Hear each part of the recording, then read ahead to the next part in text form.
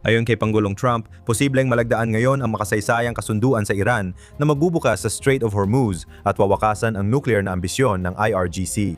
Dahil nagdududa ang Tehran sa anunsyo, matutuloy kaya ang kasunduan?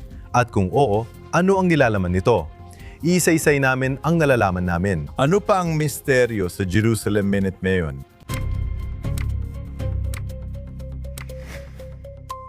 Maligayang pagdating sa Jerusalem Minute sa JNS TV.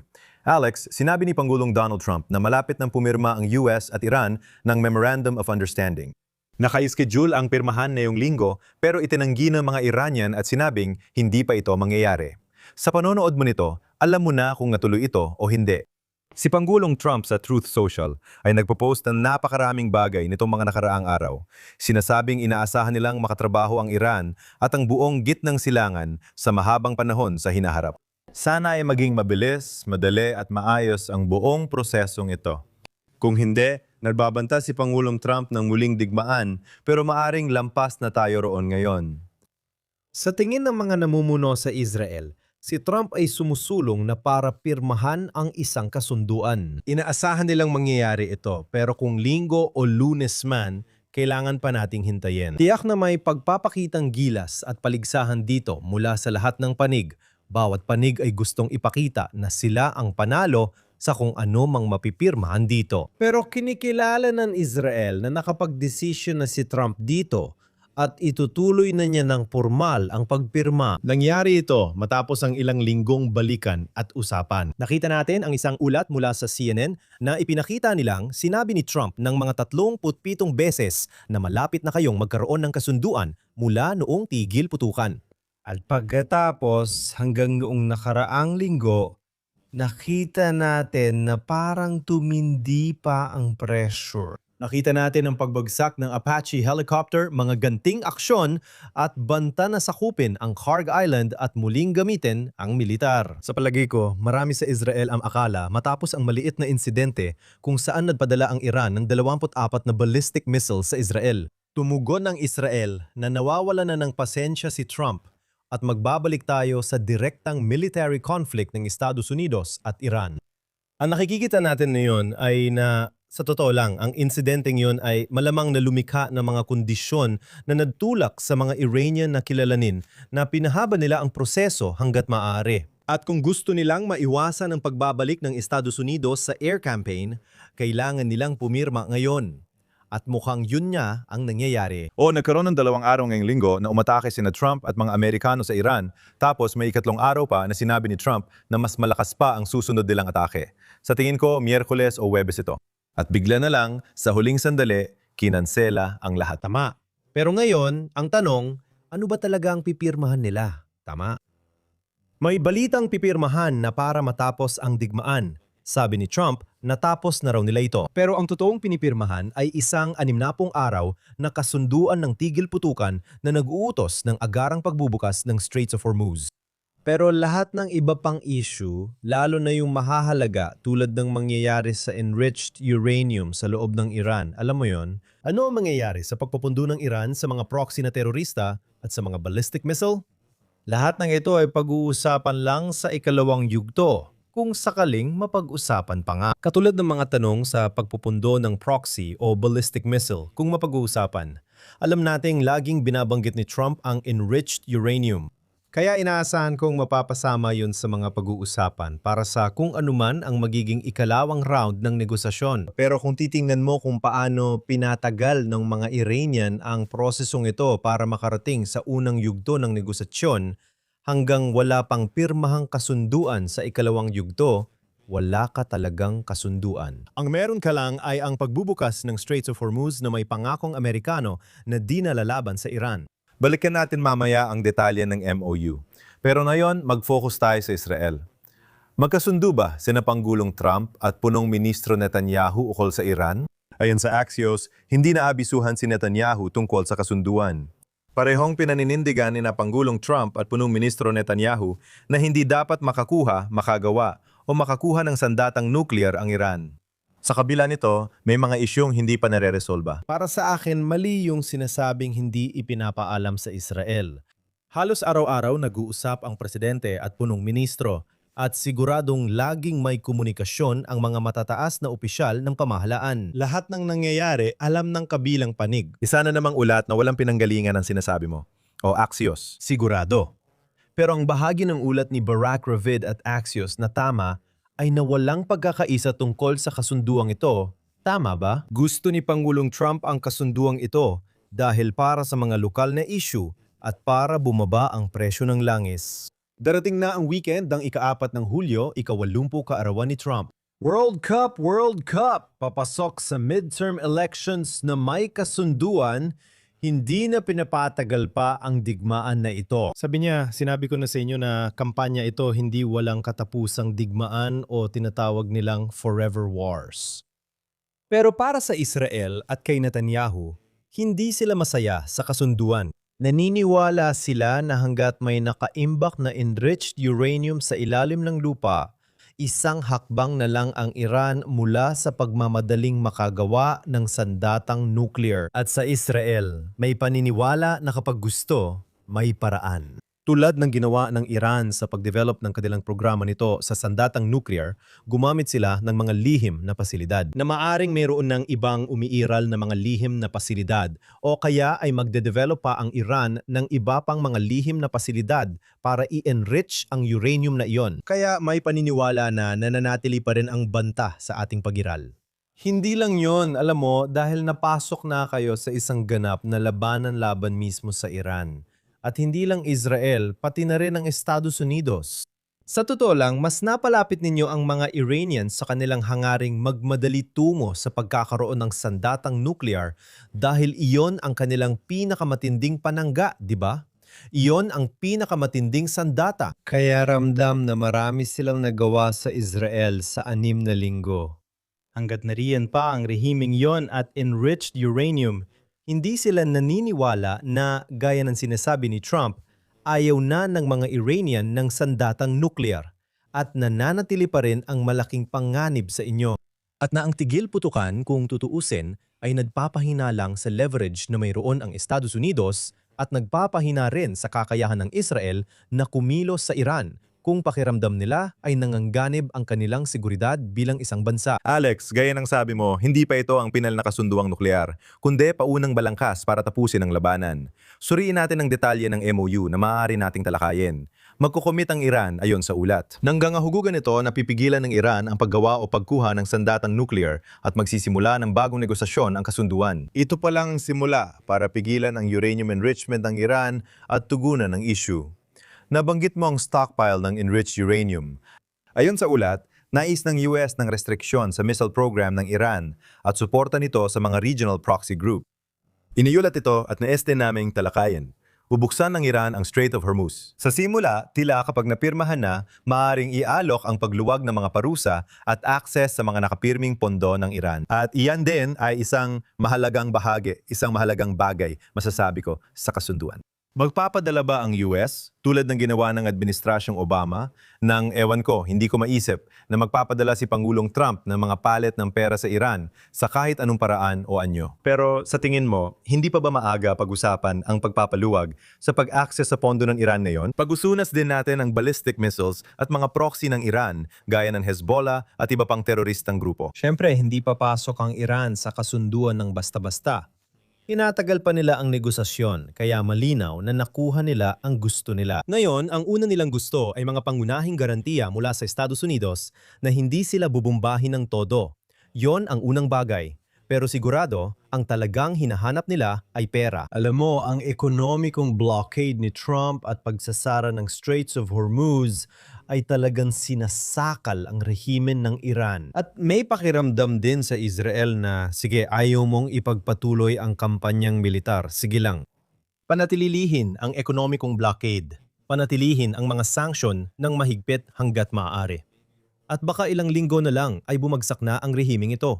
Maraming tao nagsasabi na ang ekonomiya ng Iran ay literal na nasa bingit na. At kapag tuluyang bumagsak ang ekonomiya, ganun na nga. Maaring yon ang naging hudyat ng pagbabalik ng kilusan ng protesta at posibilidad ng pagpapalit ng rehimen na layunin ng Israel dahil sa paniniwala nilang kapag nagkaroon ng totoong pagpapalit ng rehimen, mas madali nilang makakatrabaho ang mga lider na kapag sinabi nilang ayaw ng Iran ng sandatang nuklear, ay paniniwalaan ng Israel. Dahil ibang rehimen na yon, isang rehimen na gustong bumalik sa komunidad ng mga bansa. Pero dito, ang kinakaharap mo pa rin ay ang parehong rehimen.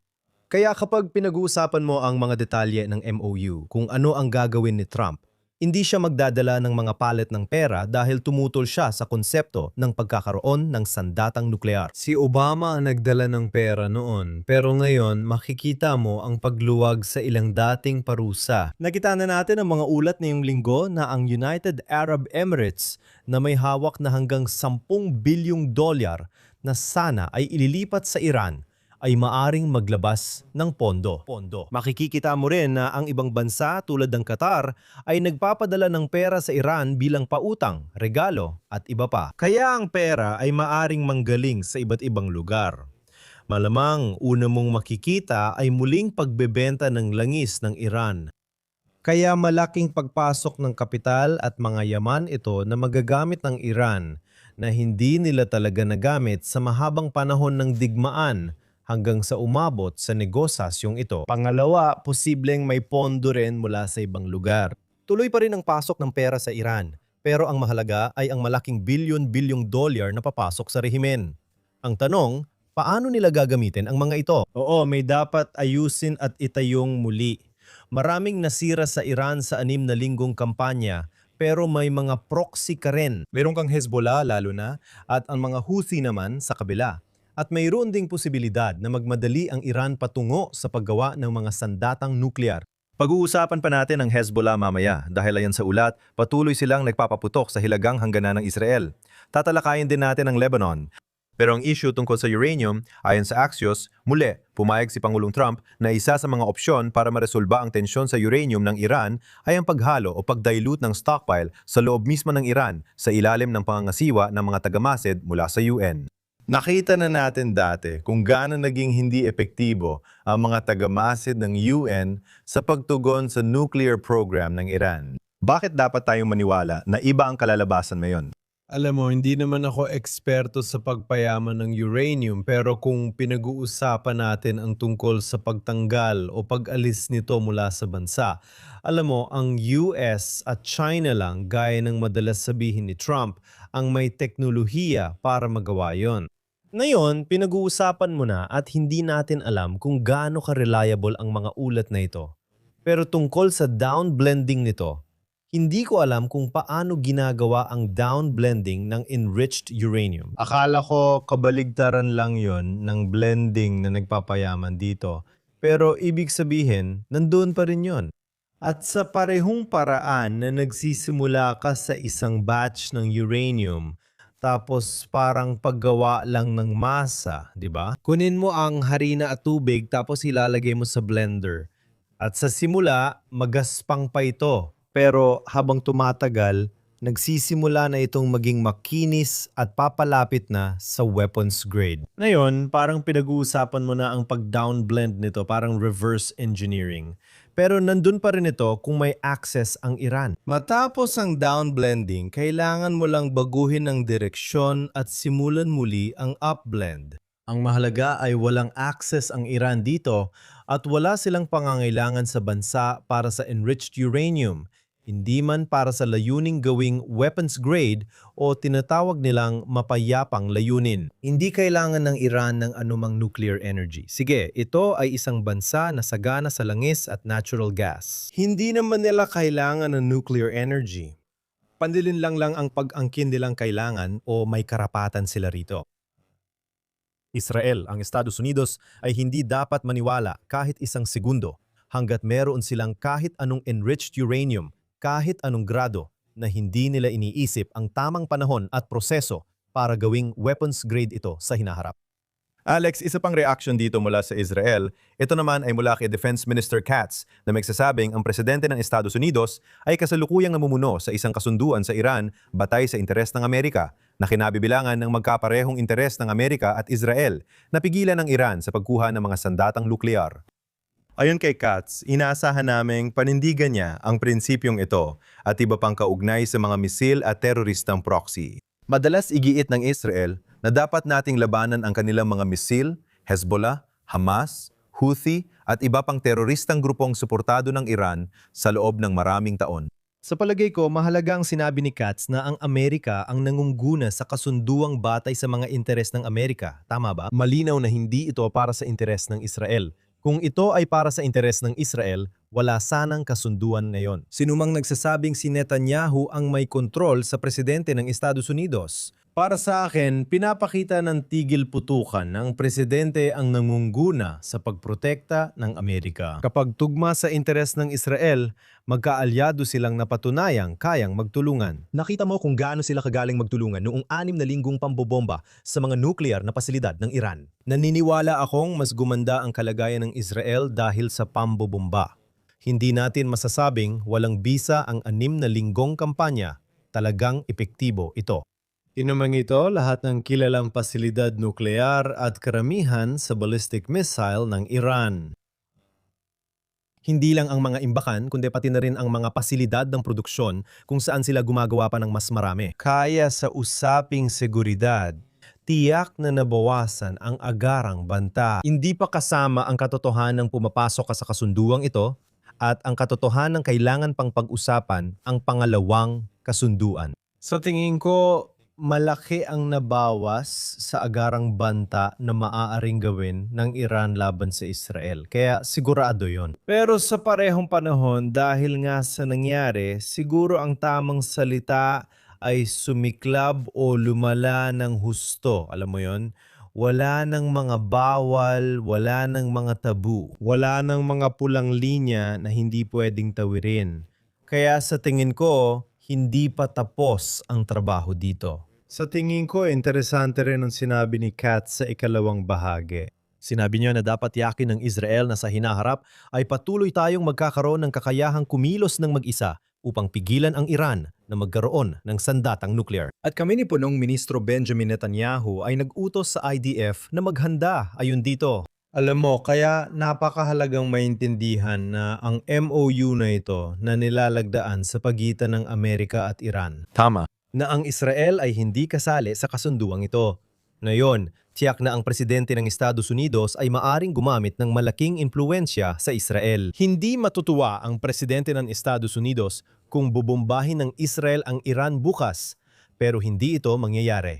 Gayunpaman, kung sa isang punto, sabihin na nating nalaman ng publiko na ang Iran ay nagde-develop ng bagong nuclear facility sa isang lugar. Kahit si Pangulong Trump pa ang presidente o tapos na ang termino niya, hindi kasama ang Israel sa kasunduang ito. Paulit-ulit nating nakita na handang kumilos ang Israel para sa sariling estratehikong interes. At inaasahan ko talaga na kung maramdaman ng Israel na may ginagawa ang Iran nagbabanta sa pag-iral at seguridad ng Estado ng Israel, hindi matatakot ang punong ministro na kumilos. Kung hindi lang panahon ng digmaan ngayon, malamang mas marami pa tayong mapag-uusapan tungkol sa eleksyon ng Knesset ng Israel na nakatakda pa rin sa Oktubre kung hindi man mas maaga.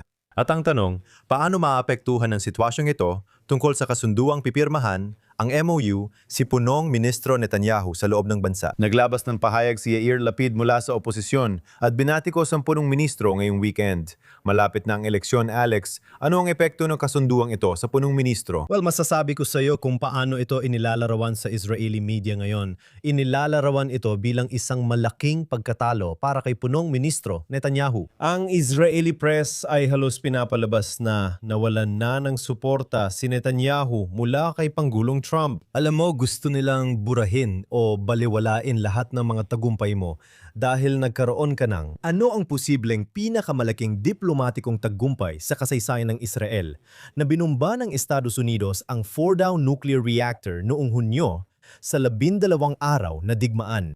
Bukod pa rito, magkasamang lumilipad ng 6 na linggo ang Israel at Estados Unidos para bombahin lahat ng nuclear facility, ballistic missile sa Iran at alisin ang pinakamataas na pinuno. Ibig ko sabihin, ito ay isang napakalaking tagumpay. At kamangha-mangha kung paano sinusubukan ngayon ng Israeli press na gawing pagkatalo ang tagumpay dito sa pamamagitan ng pagsasabing ito na raw ang katapusan ng epekto ni Netanyahu. At ang dahilan kung bakit nila ginagawa yon ay para sabihin na dati, si Netanyahu ang magsasabing kailangan mo siya dahil ang tanging paraan para manatili si Trump sa panig ng Israel ay dahil kay Netanyahu. Pero nung nakita mo ang pahayag ng Pangulo ng Estados Unidos nung nakaraang linggo, parang sinasabing baka hindi na tumakbo si Netanyahu. Alam mo, ito yung matapos ilang ulit purihin ng Pangulo si Netanyahu. Sinabing mahusay siyang Prime Minister sa digmaan at hiniling kay Pangulong Herzog ng Israel na patawarin siya sa mga kasong korupsyon.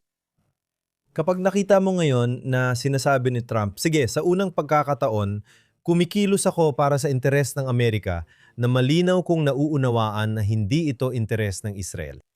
Ginagawa ko ng lantaran ang alam kong ayaw ipagawa sa akin ni punong Ministro Netanyahu. Alam mo, nagpapadala siya ng senyales at napapansin ito ng press ng Israel, tapos sinasabi nila, hulaan mo kung ano. Alam mo, kung ano man ang nagawa ni Netanyahu, nagawa na niya. Natapos na niya lahat ng kaya niyang tapusin. At ngayon, baka nagsasawa na si Trump sa kanya. Kumikilos si Trump para sa interes ng Amerika. At dahil doon, hindi na si Netanyahu ang hindi mapapalitang tao.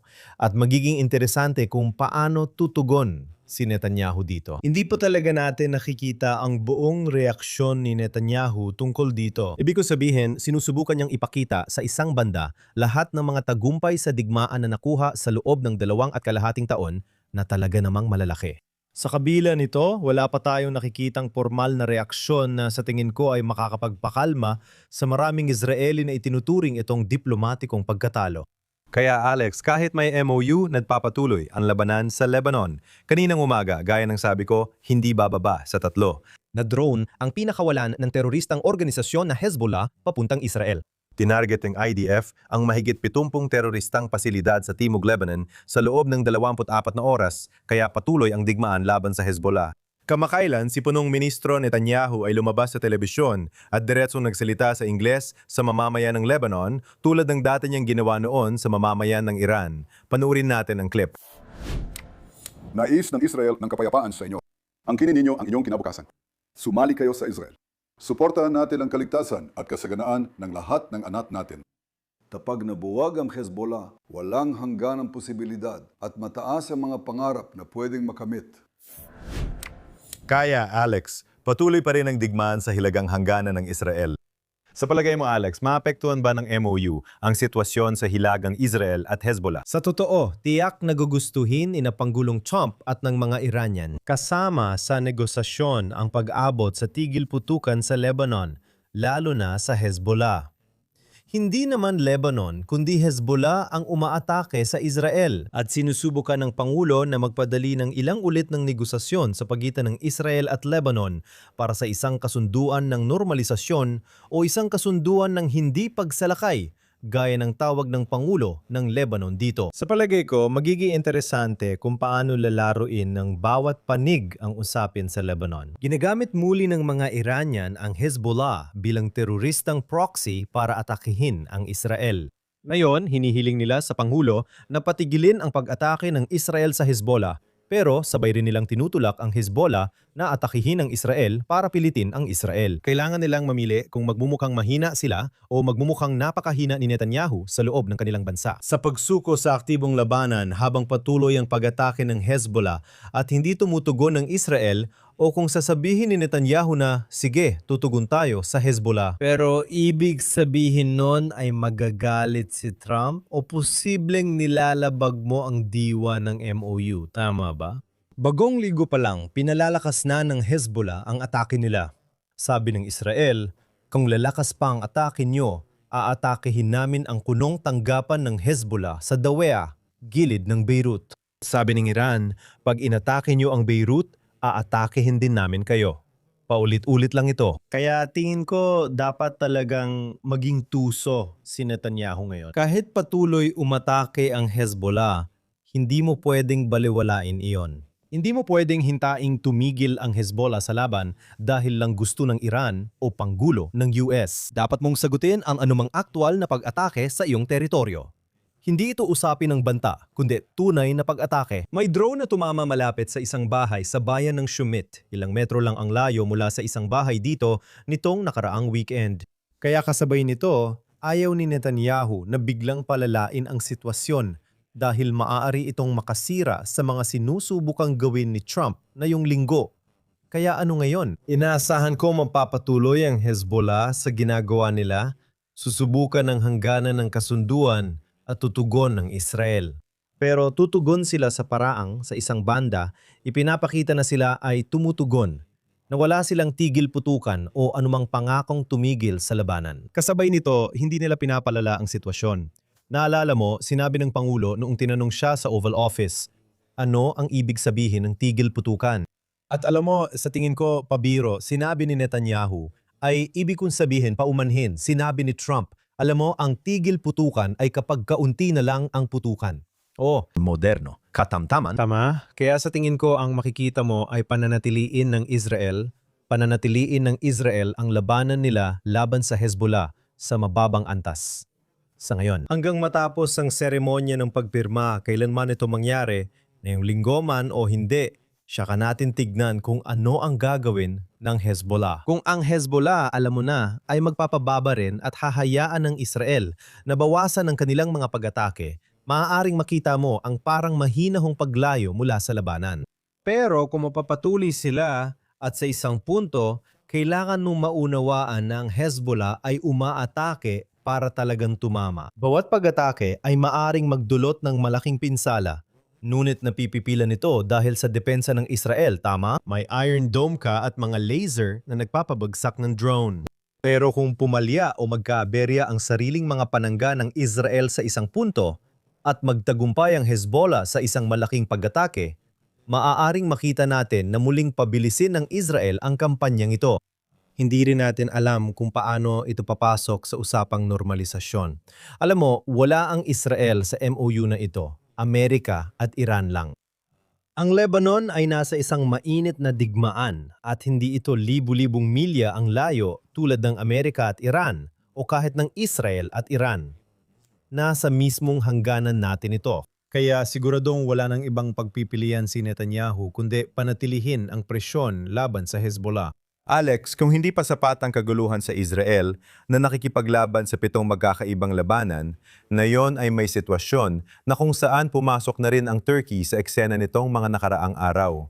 Noong nakaraang Miyerkules, ang punong ministro ng Estado ng Israel, si Netanyahu, ay bumatikos kay Pangulong Erdogan ng Turkey matapos akusahan ng lider ng Turkey ang Israel na nagbabanta sa katatagan ng reyon. Kaya marami talagang palitan ng salita sa pagitan ng dalawang panig. Isang sitwasyon kung saan magdidigmaan ang Israel at Turkey. Ibig kong sabihin, kailangan ba talaga natin yan ngayon? Yan ba ang kinakailangan sa ngayon? Mukhang ilang beses ngayong linggo ay nag-udyok ang Turkey laban sa Estado ng Israel. Sa totoo lang, bahagi ng pang-uudyo ang sinusubukan niyang gawin para makakuha ng sariling puntos habang mukhang papatapos na ang digmaang ito. Paraan lang ngayon ang pagsasabi na kasalanan ng Israel kung bakit naganap ang buong digmaan na ito na alam mo naman ay ganap na pagbabago at pagbaluktot ng totoong nangyari. Inatake ang Israel ng walang dahilan noong Oktubre 7 at agad din silang inatake ng Hezbollah ng walang dahilan. Sinabihan ng Israel ang Hezbollah, "Huwag makialam, kung hindi, walang problema sa inyo.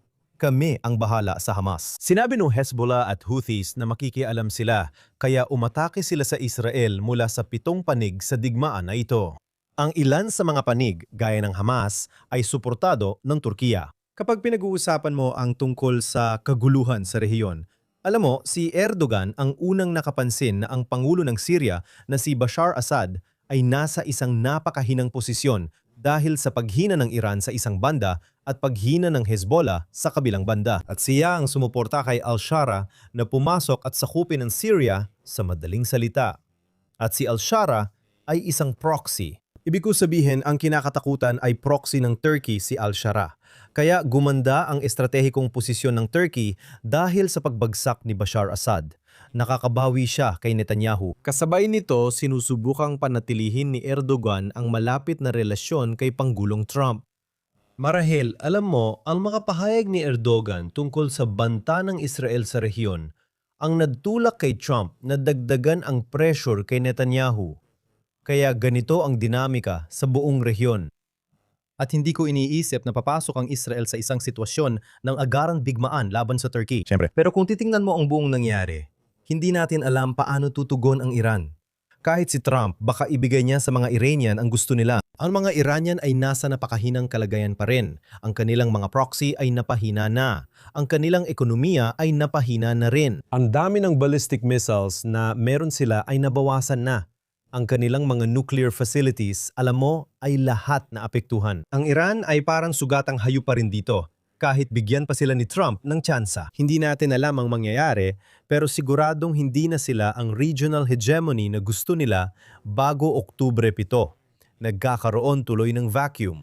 Sino kaya ang gustong pumuno doon? Ngayon, makikita mo ang bagong alyansa ng Muslim Brotherhood kasama ang Qatar, Turkey at posibleng Egypt. At makikita mo ang Hamas na isang Sunni Muslim na grupo na nakipag-alyansa sa Iranian Shiite Crescent. Alam mo, para sa mga estratehikong dahilan, maari talaga itong lumipat o bumalik sa mas natural na theological na pagkakahanay. Na bilang isang miyembro ng Muslim Brotherhood, muling kumakabit sa Ehipto, muling kumakabit sa Qatar, muling kumakabit sa Turkey. Alam mo, may banta dito. Sa tingin ko, malinaw sa mga pahayag ni Erdogan na gusto niyang punan ang puwang na yon. Na dahil sa humihinang access ng Iran, nabuo ang bagong Sunni Axis na parang singsing ng apoy, katulad ng ginawa ng Iran sa gitnang silangan.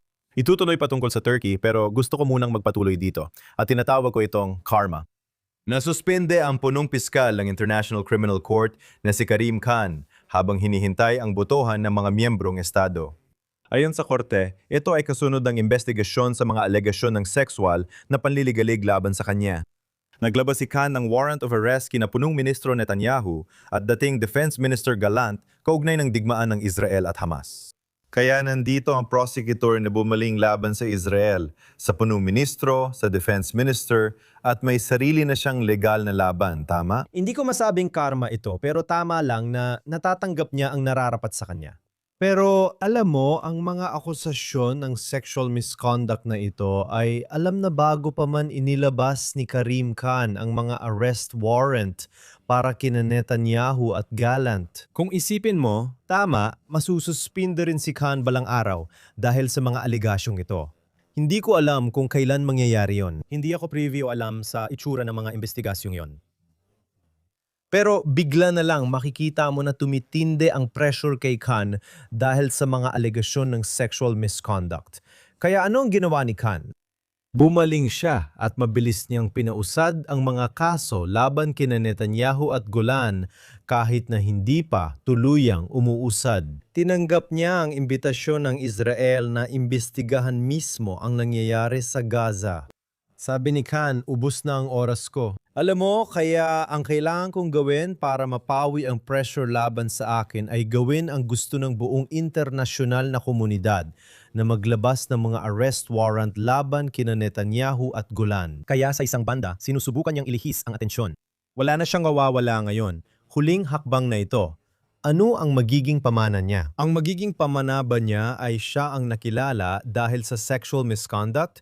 O magiging pamanaba niya ay siya ang naglabas ng arrest warrant para kay Netanyahu? Kaya nang nagsimulang lumabas ang lahat ng ito, si Karim Khan, sa tingin ko sa pinaka-corrupt na paraan ay isinulong lang ang mga arrest warrant laban kina Netanyahu at Golan. Sa tingin ko, ang malaking tanong dito ay kapag kinalkula mo ito at napagtanto kung ano talagang nangyari, na hindi naging patas ang proseso. Na alam naman nating lahat sa International Criminal Court, alam mo yon, posible bang bawiin ng susunod na prosecutor ang mga arrest warrant para kina Netanyahu at Golan? At ito ba isang bagay na, alam mo yon, kapag nanawagan si Pangulong Trump kay Pangulong Isaac Herzog ng Israel para irong ang mga kaso o bigyan ng pardon si Netanyahu, kung saan talagang gusto mong matulungan si Netanyahu ng Pangulo, ay ang pilitin ang International Court sa kahit anong paraan na irong ang mga kaso laban kay Netanyahu. Samantala, ang nakikita natin ay posibleng maddagdag pa ng mga kaso ang International Criminal Court. May mga ulat ilang linggo lang ang nakalipas na iniimbestigahan ng Criminal Court at pinag-iisip ang maglabas ng arrest warrant laban kay Finance Minister Bezalel Smotrich. Tama. Kaya kung hindi mo maaabot ang sitwasyon kung saan mababawi ang mga arrest warrant na ito, parang umpisa pa lang ito ng paglaki ng problemang ito. At maaari kang makakita ng mas marami pang arrest warrant na ilalabas laban sa mga Israeli, laban sa mga ministro ng Israel, laban sa mga general ng Israel, at posibleng pati na rin laban sa mga sundalo ng Israel, laban sa mga tinatawag na settlers, lalo na yung mga nasa tuktok ng mga burol. Kaya alam mo, sa tingin ko, napakadelikado talaga ng sitwasyong ito. At ang ginagawa nito ay pinapatunayan na si Karim Khan ay nakompromiso na mula pa noong simula. Oo, nasuspinde siya ngayon pero hintayin natin ang susunod na mangyayari. Oo, walang duda na siya ay nakompromiso. At abangan ang susunod, makikita natin kung anong aksyon ang gagawin nila. Alex, pinakamahalagang balita ngayong linggo ay nasa huling yugto na tayo bago ang ikalawang JNS International Policy Summit dito sa Jerusalem, walang hanggang kabisera ng Israel at ng mga Hudyo. Magsisisimula ito isang linggo mula ngayon sa susunod na linggo para sa 3 araw na kumperensya. Maraming magagaling na tagapagsalita, talagang kahanga-hanga ang mga nakalinya. Tiningnan ko ito kaninang umaga. Ano na? Wala pang isang linggo bago magsimula. Sa totoo lang, masasabi ko na ilang araw lang ang nakalipas, hindi pa kami sigurado kung papayagan ng sitwasyon ng seguridad na magdaos kami ng kumperensya. Tandaan na banggit natin kanina sa palabas na nagpakawala ang Iran ng 24 ballistic missile noong nakaraang linggo. Alam mo, naghahanda ang Israel ng isang malaking kampanya ng pagganti. Kaya maaring nagdulot iyon ng muling pagpasok ng Israel at Estados Unidos sa alam mo na, ilang linggong sigalot militar. Malinaw ngayon sa anunsyo na binanggit sa simula ng palabas na gusto ni Trump pumirma ng MOU kasamang Iran para manatiling tahimik ang sitwasyon kahit sa susunod na linggo. Tuloy-tuloy na ito. Bukas ang Homefront Command at paliparan. Naniniwala kaming matutuloy at magkakaroon talaga kami ng conference na ito. Pero kung titingnan mo ang sitwasyon na yon kung saan parang huminto ang digmaan sa puntong hindi pa natatapos ang kalaban, magdudulot ito ng malaking pangangailangan para sa pagbabago ng pulisya ng Israel. Alam mo, paano mo haharapin ang presidente ng Estados Unidos sa mga susunod na hakbang? Paano mo haharapin ang Hezbollah? Kailangan pa ring ayusin ang sitwasyon sa Hamas. Ano kaya ang magiging pulisiya ng Israel laban sa Iran sa hinaharap?